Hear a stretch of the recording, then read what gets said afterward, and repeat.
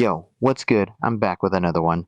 So, Grok 4.6, yeah, it did not drop. And if you spent yesterday refreshing like I did, you already know official channels are still sitting on Grok 4.5, and the official line is the usual one, ships when ready, typical. Now, let me show you the receipts because this is the part I find genuinely funny. Back in late July, Elon says Grok 4.6 is 2 weeks away and 4.7 is 4 weeks away. Then a few days later, he gets specific. Grok 4.6 releases around August 7th. This will be the 1.5 trillion parameter model with significantly improved supervised fine tuning and reinforcement learning. And then about a week out, he doubles down again. Grok 4.6 comes out in a week. That was the setup. August 7th comes, nothing.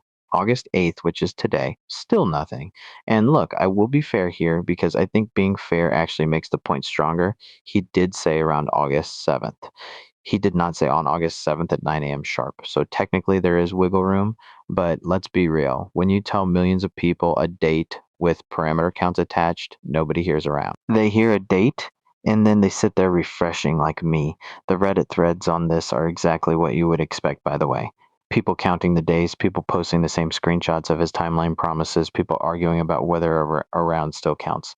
Honestly, at this point, the delay discourse is half the entertainment value of these launches, and the fact that we all keep falling for it, that is on us. Now, there is a theory floating around that I do have to mention because people are connecting dots.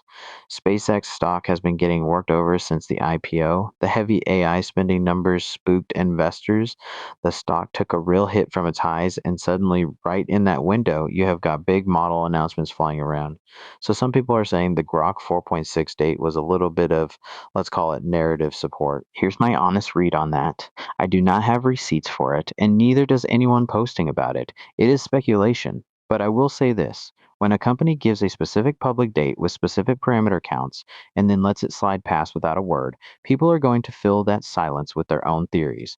That is just how it works. If you do not want the conspiracy theories, ship the model, or explain the delay, silence is a choice. But here's the thing, and this is where it gets actually interesting. While everybody was staring at the Grok 4.6 calendar, x.ai quietly did ship something. And honestly, it is good Grok. Imagine their image model. Go look at the official announcement on x.ai because this is not a toy update. They are positioning this thing for real creative work. Tighter instruction following, typography and layout that actually holds together, which, if you have used basically any image model, you know is where they all fall apart.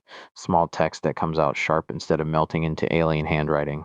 And the editing side is the part I care about because editing is where image models go from fun to useful. Magic wand region edits, where you point at one area and only that area changes. Rail segmentation, so you can carve out exact objects. Background removal with actual transparent backgrounds. Multi-reference editing with up to 5 input images. Smart resize that fills the frame properly instead of just stretching pixels. And Elon posted about it again just today, saying image editing is greatly improved. The demos going around back that up. People are editing entire images from scratch with the tool set, and the results hold together. So here's my professional take on the whole XAI situation. And I say this as someone who watches this space very closely.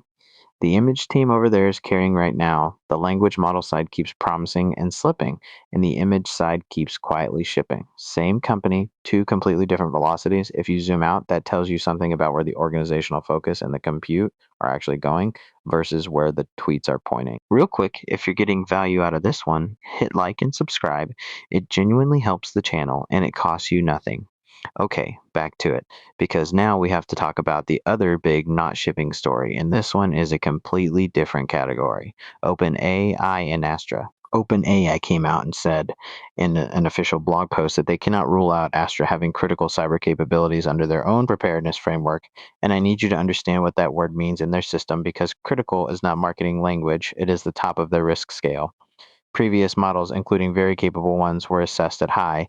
Astra is the first model they are treating as potentially critical. Their own definition, and I'm reading their framing here, is a model that could identify and develop working zero-day exploits against hardened real-world systems without a human in the loop, or take a high-level goal and plan and run a novel end-to-end cyber attack by itself. That is what they are saying they cannot rule out. That is their words about their own model. So what happens now? expanded safety testing, isolated evaluation environments, restricted network access, universal monitoring across agentic use, outside evaluators and government partners brought in before this thing moves forward. Sam Altman posted that Astra is powerful.